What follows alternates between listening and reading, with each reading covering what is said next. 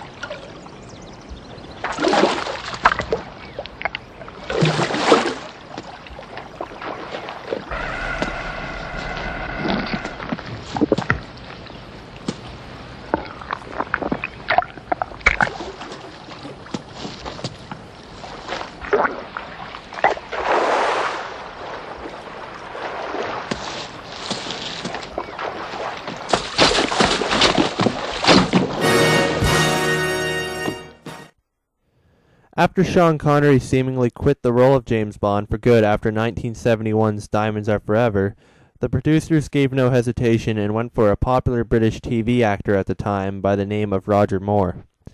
Moore quickly signed on as James Bond and planned to give a more comedic and lighthearted approach to the character. Live and Let Die is the 8th official Bond film and was released in 1973, starring Roger Moore as James Bond 007. The film starts off with a new gun barrel sequence with, of course, our new actor Roger Moore. It's not as graceful as the previous gun barrels, but it's good nonetheless. We then get the pre-title sequence. Oh boy, this is definitely by far the worst PTS in the entire series. I'm a firm believer that all of the pre-title sequences should contain action and give a memorable start to their respective films. So what's exactly so bad about this one?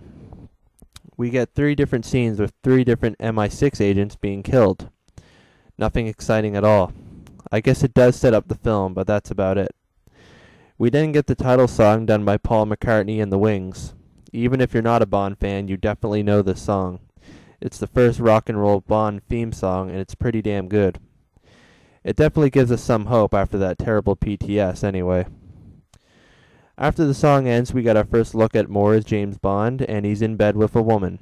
Just classic. Anyways, Bond gets orders from M to go to New York to investigate the first murder, which is shown in the PTS. A dictator of a small fictional Caribbean island happens to be there visiting the UN. This man is Dr. Kananga, played by Yaphet Kotto, and is the main villain of the film. After Bond's driver is killed by one of Kananga's henchmen, Whisper, played by Earl Jolly Brown, he calls Felix Leiter, this time played by David Hedison, and tells him the plate number of the car Whisper was driving. The trace takes Bond to a ruthless gangster named Mr. Big. It is here that Bond also meets the Bond girl of the film, Solitaire, played by Jane Seymour. Solitaire happens to be a virgin tarot card reader who can see into the future. She is also the mistress of Kananga. Bond escapes from Mr. Big with little effort and flies to San Monique, the fictional Caribbean island I mentioned earlier. After meeting some new characters, including Rosie Carver, played by Gloria Hendry, and Quarrel Jr., played by Roy Stewart, Bond goes to Solitaire's home by boat. Bond finds out that Rosie is a double agent, but she is killed remotely by Kananga before she can give any information. Bond eventually meets Solitaire and tricks her into sleeping with him after stacking a tarot card deck with only one card, the Lovers, in it. She then loses her future-telling abilities after losing her virginity to Bond. She realizes she has no choice but to help Bond bring down Kananga, and the two fly to New Orleans, where they are quickly captured by Mr. Big. Mr. Big reveals himself to actually be Kananga, who didn't see that coming, and tells Bond of his plan to produce heroin and use of voodoo and the occult to protect the poppy fields from locals. He also goes on about distributing some heroin free of charge to get people addicted and then charge higher prices to bankrupt his competitors or some crap, but it's so boring that I don't want to get too much into it. Seriously, this has to be one of the least interesting villain schemes that I've ever heard. Anyways, Kananga finds out that Solitaire has lost her powers and gives her the henchman Baron Samedi, played by Geoffrey Holder, to be sacrificed. Meanwhile, another one of Kananga's henchmen, Teehee, played by Julius Harris, takes Bond to a crocodile farm in Louisiana where he leaves him to die. Teehee is an awesome henchman with a prosthetic arm with a hook as the hand. Bond makes an escape by jumping across the backs of the crocodiles, which is a pretty awesome scene, I must say, and escapes from the farm in a motorboat. He is then pursued by Kananga's men and a redneck sheriff by the name of J.W. Pepper, played by Clifton James. J.W. Pepper's sole purpose is to provide comedy relief, but more into that later. Bond escapes and goes back to San Monique, where he saves Solitaire and throws Baron Samedi into a coffin of snakes.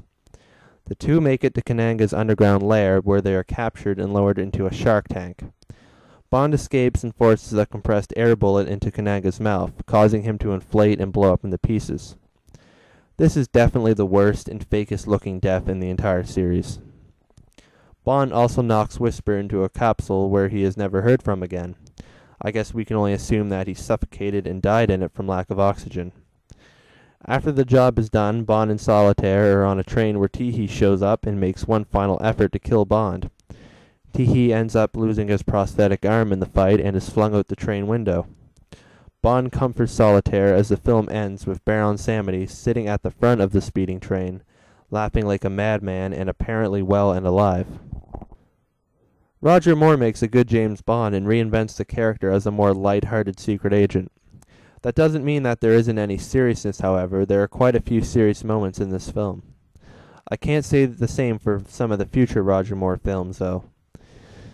Moore isn't quite completely comfortable in the role yet, but overall, casting Moore as James Bond was a great choice since he looked really young for his age at the time, and definitely had the charm and charisma that Connery once had before. I wouldn't call Moore my favorite actor to play Bond, but he is definitely great in the role. Yaphet Kotto plays the villain Kananga and does a terrific job despite how boring his character is. Kotto is a very good actor and definitely deserved to play a much better villain. He isn't the worst in the series, but ranks pretty low. M and Moneypenny return, being played by Bernard Lee and Lois Maxwell once again. Q, however, isn't in this one since the actor was busy at the time and couldn't make an appearance. Q would return in the next film. We get a few allies this time, including Felix Leiter, played by David Hedison. In my opinion, Hedison is definitely the best actor in the series to play the role. Whenever I think of Felix Leiter, I picture this guy. Hedison would also later play Felix Leiter in 1989's License to Kill. This makes him the first actor to play Leiter more than once. We also see a character named Quarrel Jr., who is supposedly the son of Quarrel from the very first Bond film, Dr. No. Pretty cool little reference there. Our last character, who is sort of an ally, is Sheriff J.W. Pepper. I know that a lot of people absolutely hate this guy, but I have to admit that I find him funny as hell. He's just so loud and obnoxious all the time that it's hilarious. Nevertheless, some people must have liked him because this character returns in the next film. We get many great henchmen in this film, which is a saving grace considering how disappointing the villain is. We get Teehee, who is a tall man with a hook-like prosthetic arm, who is very menacing. We get Whisper, a big fat guy who can only talk in whispers. Lastly, we get Baron Samedi, the so-called man who cannot die. I believe Samedi dies at least twice in the film, but still comes back alive. You obviously have to suspend some belief here. Lastly, our Bond girl is Solitaire, played by popular British actress Jane Seymour. She is one of the most beautiful Bond girls and does an incredible job as this character. We also get Rosie Carver, but the less said about that, the better. Guy Hamilton returns to direct this one and does a much better job than he did in Diamonds Are Forever. I won't be mentioning the score for these films anymore since every Bond film, including this one, has a great soundtrack, and it would just get monotonous. There will be, however, some exceptions in the future. The plot of this film is pretty lacking, even more so than Diamonds Are Forever if you can believe that, and is probably the worst plot in the entire series. The action scenes are much better than in Diamonds, but are still subpar compared to what we have seen before. There is one classic action scene which involves a boat chase through the bayous of Louisiana, which is pretty cool. The locations this time are mostly Caribbean themed, which isn't really a bad thing, but nothing really left an impression on me. The biggest problem I have with this film is that there are quite a lot of uninteresting and boring parts. When I rewatched this a few days ago, I often found myself doing other stuff while watching it because it couldn't hold my attention. Keep in mind that I love From Russia with Love, which many people call boring. Lastly, there is quite a bit of racism in this film. I won't get into details, but some of it can be slightly jarring for some people.